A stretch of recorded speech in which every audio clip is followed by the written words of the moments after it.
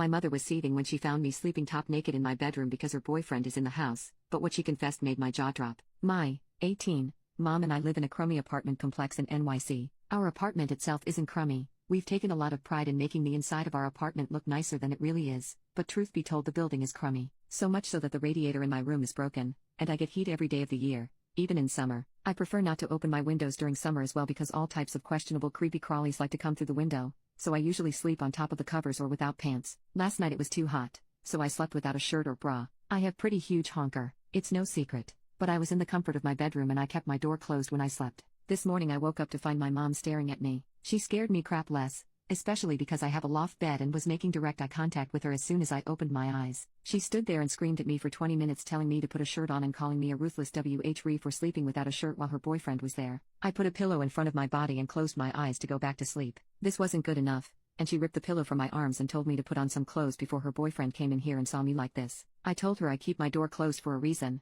and if she's worried about her boyfriend bothering me, that's more telling of her boyfriend, not me. She was absolutely seething and told me I was to live under her rules while I was in her house, and that included not being trashy and sleeping with some clothes on. I figured she was being ridiculous, but her boyfriend heard the commotion and ended up coming into the room to get her, without knocking mind you, and left me flailing to find a sheet to cover with. He was kind of eyeing me and told me my mom was right and I needed to sleep with clothes on. I'm having a hard time understanding. Am I really an a-hole here? Edit. I can't lock my door. She won't allow me to replace the doorknob with one that comes with a lock. Update. After the whole debacle, I did purchase a wedge under my door from Walmart. It worked, and I didn't have any more issues with waking up to people in my face. I used the excuse that it was to keep our cat from opening my door at night, and my mom seemed fine with that. While he was here and even after he was gone, my mom seemed detached and sort of out of it. I asked if everything was okay and she said she needed to sort out some feelings first, but she promised we'd talk when she was better. I said okay and left it at that. A couple of days later, E came back for another weekend stay. The day after he came, they had an at-home date night with drinks and fancy takeout, and that night I woke up to my door being messed with.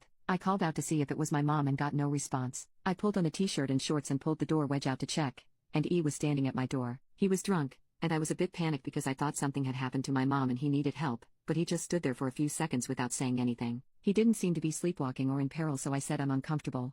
I'm closing my door. Before I could close the door all the way, my mom flew out of her room, saw him, and started cussing and screaming and telling him he needed to leave. They argued back and forth for a while, but eventually, she got him out the door. After calming her down, I took her to her room and we had a talk. It turns out, the day she had come into my room, she had been on his phone and saw he was talking to his brother-in-law about me in very disgusting ways, talking about how I was growing up to be very shapely and mature, and that he couldn't wait until I moved out so he could dump my mother for me. He said far more explicit things that were all extremely worrying, especially since we've known him since I was 11. My mom had come to tell me to be careful around him while she thought of a way to break it off safely, but when she saw my state she had some misplaced anger. He's out of our lives now, thankfully.